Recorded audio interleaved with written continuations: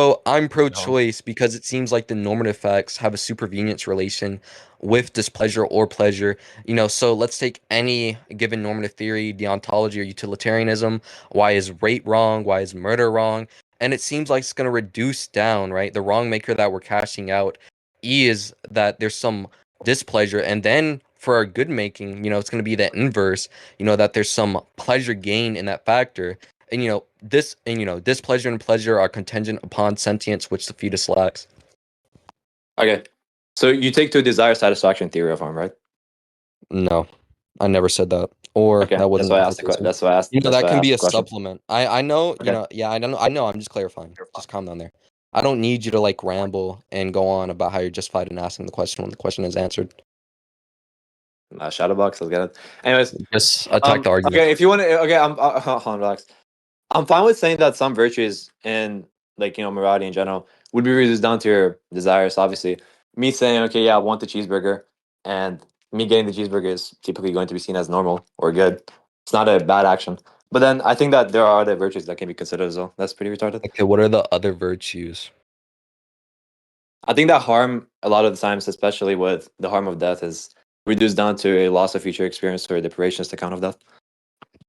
And why can't I just take that in conjunct with like a time relative interest account where they say there's also some interest being lost there, and obviously that causes in some time passage of displeasure and pleasure. So what I'm saying isn't being disputed. And when we factor in the other interpretations of a deprivation account where they go over psychological continuity, this only strengthens my view. So now we would need an argument for why the pro-life interpretation of deprivation is true and not these other interpretations that map on to our intuitions. Okay. So can you outline your time relative interest account of view? So No, your no, no. relative I time. never said, hold on, you're not tracking. I never said that I was taking a time relativist interest account of view. I said under, the pro-life view where you're taking the classical deprivationist account, they would have to fight off the time relativist interest account. And No, then, I understand. I'll give you the wait, issue with it. just I'll just give you the stop. issue I'm with not it. finished. But I'm I'm not just finished. confused. Do you Just think that? stop. I'm Hold on, not finished. I'm I need not to get this finished. answer I'm from. not I finished. don't want to I'm not interrupt you. I finished. don't want to interrupt you. I'm I just not need the answer. finished. I'm not If you're not finished. I'm taking not to this, I don't finished. get I'm it. not You finished. feel like I'm you're not trying to read finished. it. I'm not finished. I'm not finished. I But don't get it. anyways, I don't get it. they would I have don't to get it. fight I don't off get it. there being interest, which also maps on to some intuitions that we have. No, bro, I don't get it. Do you take to that counter now? Because I can tell you why I wouldn't I'm accept your time relative agnostic interest on account. it. I'm agnostic on it. Just Okay. stop. That's clearly what I was saying. Okay, cool. So the reason why I wouldn't take to a time relative interest account is because it leads steps out. With cases like, for example, uh, patients or agents which have less than psychological continuity to be valued less, or for example, like we would say, let's just kill this Alzheimer's patient or kill this baby or anything along those lines. Literally, the two most popular philosophers which actually popularized the view agree that the view actually leads to infanticide, which means just the killing of infants. So obviously, if FLO doesn't lead to such an unintuitive conclusions, then I would rather accept that view. Well, okay, so that's just not necessarily an implication of the view. You can have that without that. And two, that's not what the Why? view is saying. The Why? view is not saying just calm down there. I'm gonna get into my explanation. Don't interrupt with this little rhetoric tactic. But Okay. anyways, right, the view is just saying, right, that it seems like we value people in this stage of like in these stages where they have a potential to life, but with a stronger psychological profile. Just not potential for a future, right? And but in conjunct with a psychological profile, right? And these Again? people, these older people have, some lesser, but it's not saying we should just go around killing them. It's just saying people don't value when they die more than when a 25-year-old dies. So that's just not a necessary entailment of the view. And not to mention about the two most popular philosophers. Oh, you cut out. Yeah, You but cut out. anyways, not to mention with the two most popular philosophers, that doesn't really matter. I don't have to take their accounts, right? Um, the what they're saying doesn't inherently truth track, so that's just nothing burger. And if you want to actually assert this strong claim that it does lead to infanticide, then I would just need an actual argument for that. Okay. So the reason I brought up the philosophy is because it actually helps me grasp the view properly. And so if you want to outline your view to be something different, you can go ahead and do that. But the reason why I think it would actually lead to infanticide in other cases, like for example, killing the Alzheimer's patient, is because with the deprivation account specifically here, it's supposed to value or evaluate the worth lost after death, and that would be seemingly connected with the psychological continuity of the patient or the agent, right? And so, having stronger psychological continuity is going to be necessary and sufficient in saying, okay, well, the guy is going to be harmed more, just a direct relationship. So, someone with either no mental states or very like severely underdeveloped mental states is trivially going to be harmed less. And so, yeah, that's why most philosophers who affirm the view would say that infanticide is actually right, because the babies, or not right, sorry, moral or permissible, is because the babies would be harmed very little, pretty much, if any at all. They haven't gotten any memories, any dreams, any desires. They don't think. They can't think. They have zero psychological continuity. So unless you think that, like, sentience, for example, is sufficient in saying that the guy has time relative interest, or the agent has time relative interest, then the view is just false. I would need I would need an argument for that to be a sufficient condition. Sorry, it just seems like you're very confused on what I'm saying here, especially since you want me to outline the view when I said I was agnostic on it. Listen, what you did here is you try to, bake in some deprivation account, and I just said, oh, well, a deprivation account doesn't necessarily entail pro-life because there are also deprivation accounts like time relative interest, which can lean towards the pro-choice view, right? I'm not taking it. I'm saying what you are taking can also lean towards pro-choice, so it doesn't necessitate a pro-life view. And two, that doesn't necessarily entail infanticide. And so, what was I gonna say? This is just gonna hinge back on what I said earlier, right? So when we say these things have some stronger psychological profile, that's just referring to how people view or how people view their death, right? And this is gonna match on to our moral intuitions, like when a baby is killed or a very young person is killed, we usually feel bad for the people around them. But when an older person dies, but not that old, we feel bad because they had their life ahead of them. So this does match some sort of intuitions. And I do think sentience is strong. I gave the argument for sentience supervening on normative facts supervening on sentience. Okay, so you didn't, bro. All you told me is that for the last part, is that sentience would be sufficient for some kind of normativity to be supervening there. That's fine. I agree that sentience is sufficient. Is a sufficient. Bro, why is the guy screaming in the background? A sufficient condition for something to be considered moral or immoral, if it's done to an agent. So if an agent is someone who attains sentience, is like generally murdering him is going to be wrong, obviously. But then you miss Shaq totally. Obviously, I agree that just having a deprivationist account wouldn't lead you to a pro-life position or a future like ours account. But if you're trying to cross compare it to the only account that's brought to the table, then obviously future like ours is something which is going to be a stronger account because it doesn't lead to such absurdities. And so, yeah, if unless you outline sentience to be a necessary condition and a sufficient one, then it doesn't really matter because that's all you did. You just said it's a sufficient condition. And Jesus besides Christ, that, man. for the intuitions, you just need to give me the empirics. I don't give you that actually. Holy fuck. Listen, Gyro, I don't know why you just like shadowbox there, but listen. Ironic. First, you didn't even give an argument for why these things lead to the absurdity, and I disputed them. And listen, I don't know why a flow account would be the stronger account of the deprivation account, right? And listen, the subject that you tried to put in here being a baby, you try to say, well, under this account, right? The baby wouldn't be harmed, but you granted the subject meets a sufficient condition, and a sufficient condition is just if this condition is met, then this proposition is true. So since you grant that the subject, being this baby, has this sufficient condition under my view internally, right? Then you'd be granting it has this moral value. So now what I'm just saying follows. And two, for the empirics, we're just gonna go to Chat GPT. We're gonna ask for resources, and you're gonna hold on while I'm getting them. And I don't want you to say anything while I'm getting them, okay? Because, well, then we're Okay. gonna have a whole nother thing on our hands. Or actually, it would be better if you just write out your response in chat while I'm getting the empirics, okay? And just say it while you're typing it out. Is that fine? I'll do whatever. It's fine. Yeah, sure, buddy. Okay. Yeah, listen, I'm gonna post them in justification here, and I'm gonna post them one by one. All right, buddy? Yeah. Well, just to be clear, by the way, but about the sentience thing, I was referring to already grown adults who already have psychological continuity. So in that context, obviously sentience, conjunctionally with the psychological continuity would be something which is sufficient. But I'm asking you, okay, under that account, unless you wanted to lead into infanticide, then it has to be a sufficient condition. I don't agree with sentience. Is something which is just Wait, compatible with hold your on. account. I I don't was think that's true. I posting think that you can be the harmed with only empirics. having I sentience. need you to repeat yourself because I was posting the empirics. Yeah, just to be clear, because there was some confusion. When I said sentience before, to be a sufficient condition, that was in reference to the grown people already. So under your account, obviously, it would be sufficient in conjunction with other factors such as psychological continuity, which is the main pivot point of the account.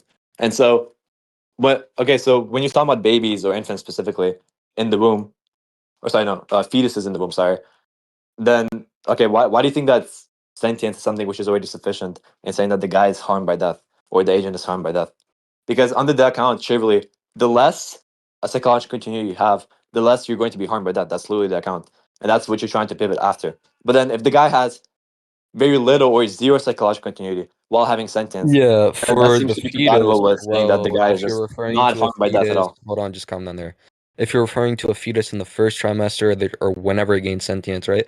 Well, when it gains sentience, so I'm just gonna appeal back to the normative argument I gave, and that's just all I'm saying. And no, that's not what the account is saying. The account is saying the more psychological profile you have, the more interest people take in when you have the loss of your life or your deprivation occur. And then for That whatever, begs the question. I wouldn't, the view or the pro-choicer wouldn't encourage infanticide for the fetus without sentience. We would just say, the mother ought not to abort if and only if she has interest in the fetus. Okay, first of all, that's not the account. Like what you're giving me is a very You can idiosyncratic think that. account of the account. And so when you say sentience is something which is just there and it's sufficient, and the more psychological unity and more psychological connections you have, the more you will be valued after death, or the more your death would be valued. That's okay. That's true. The second part, but then I don't agree with sentience being sufficient. I think it's necessary, but not sufficient in babies or fetuses who doesn't have, or sorry, who don't actually have psychological unity yet. And so I'm confused. Why do you think we eat animals? Like obviously they have sentience. Why do you think? Um, but bro, yeah, that's the best. That's the best example I can bring. I don't think that sentience is just sufficient in saying that your death will be valued. It's retarded. You can take that not to be the view. That doesn't matter. I'm the one expressing it. But anyways, listen, now No, I but I want to gave you look at, several hold issues on, with it. just calm And down, come on, just I need calm to down. be You clear. asked me a I need question. to be bro. Hold Come on, on, you asked me a question. bro. I So need to be clear. now Let me. Can for I say just something and calm then you down. answer? So Come on. now to I need to be focus clear. I on need the to be animal clear. question you asked me, I need I to be just clear. take the view. Hold on, just calm down there. Just calm down Okay, there. whatever. Sure. Right?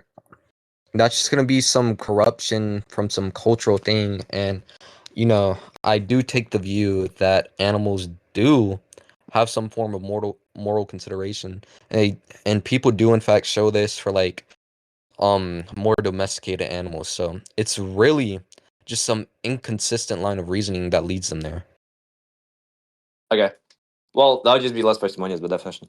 Because all I'm saying is that our intuitions map out onto killing things with sentience and not really valuing their death. Be it maybe not domesticated animals like cows or pigs, or domesticated animals in some other countries like China, they eat dogs.